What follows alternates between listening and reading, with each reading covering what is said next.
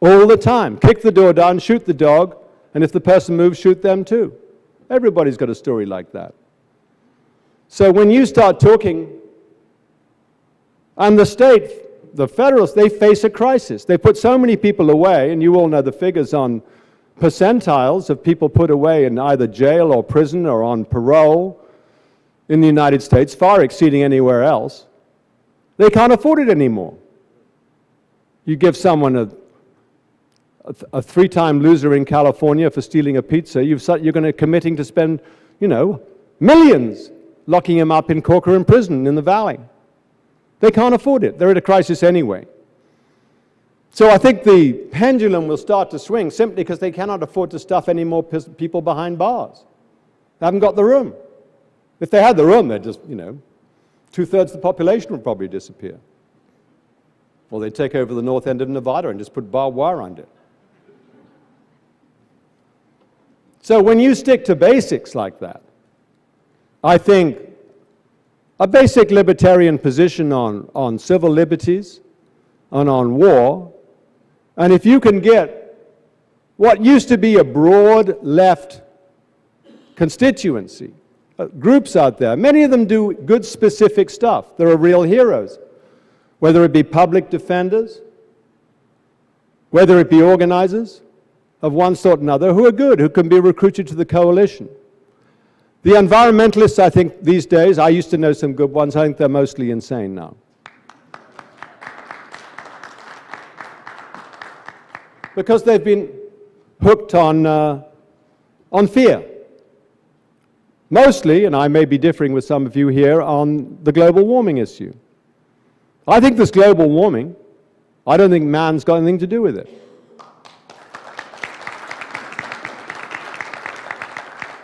I think we're seeing one of the greatest cons in the history of the planet. The greatest cons in the history of the planet. It's like medieval indulgences. You know, you could purchase a pardon from the Pope. You'd slaughter your family, commit every sin in the book, and then, you know, buy an indulgence. Corporations do that now. They pollute, they destroy, they cheat, they lie, they gouge. And then they say, look, we're pumping CO2 into the ground.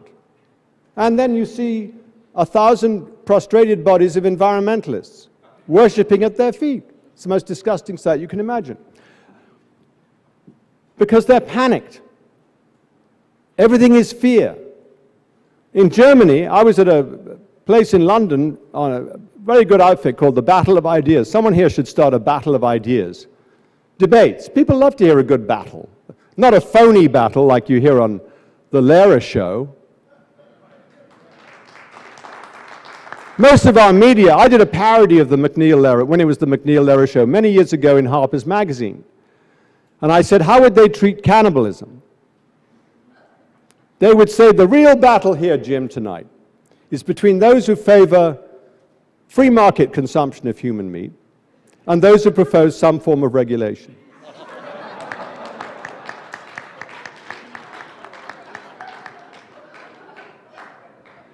Slavery, the same thing. Should you have straight-up slavery, you know, a chain around the neck, like that, or should you have, you know, maybe just an ankle bracelet?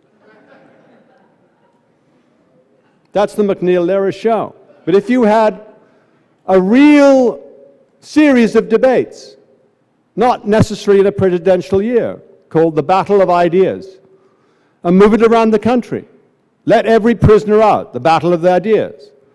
People love to hear real argument if it's real and it doesn't end up with two lunatics screaming at each other. Two fascist lunatics at that.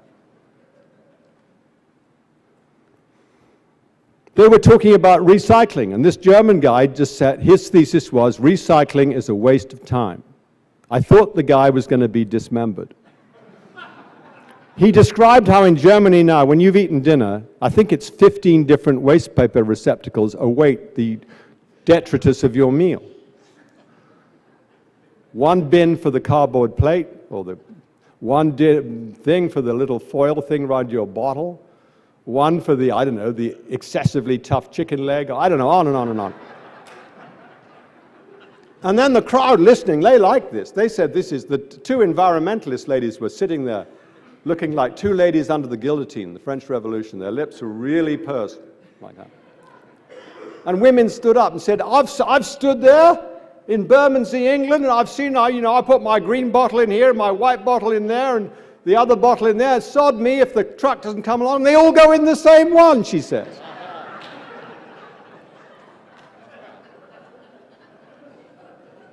I went out and I got in a taxi. The taxi driver said, he said, what have you been doing, Governor? I said, I've just been saying that global warming is all bullshit. Excuse me. He says, I hear that. He said, Ken Livingstone has just mandated that we put in a new air cleaning outfit. It cost me £4,000. That's $8,000. Mandatory. They clip all this junk on. It's like the catalytic converter. You know what that does? It makes sulfuric acid. You can watch it dripping out the back of a car. You might as well just tune up your car and be done with it. I speak as the owner of a 62. I may be partial to this. So the left is paralyzed with fear. I think we have to evolve, and therefore the environmentalists, which were, I think, a very significant and important constituency, activist constituency, 10, 15 years ago, have gone to the forces of unreason and madness. So if we can, now war, I used to think, I'd say to Jeffrey, Justin's got the wrong title, anti-war. We're counterpunch. There's always going to be a need to counterpunch. One day maybe there won't be a war and then they'll be in a problem. Wrong. There'll be war as long as we're all alive. And I often think, looking at the situation and worrying about this presidential candidate, we should be thinking as though we were barbarians in the Roman Empire in about the 4th century. They weren't saying, I think Honorius will do a better job than Severus when it comes to the next emperor. They were waiting for the whole thing to go down the tubes. That we need to think moderately long-term. We are in a period of long-term imperial disintegration, which could go on for a very, very long time. And it is our duty, primarily, I believe, to state a real vision. The people need visions. A utopian vision. People have to have a sense of what they should struggle for.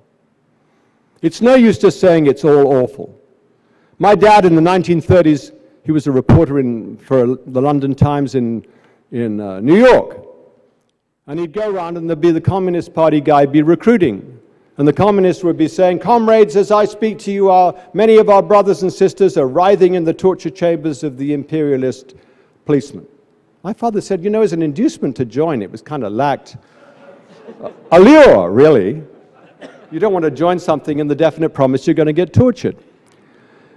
There has to be more utopianism, and there has to be straightforward more spirit of mutiny, which I think you libertarians are good at offering. If the left could offer a little bit of utopia, some of the utopia may differ, then I think we can continue to have an enjoyable and hopefully creative association. Thank you.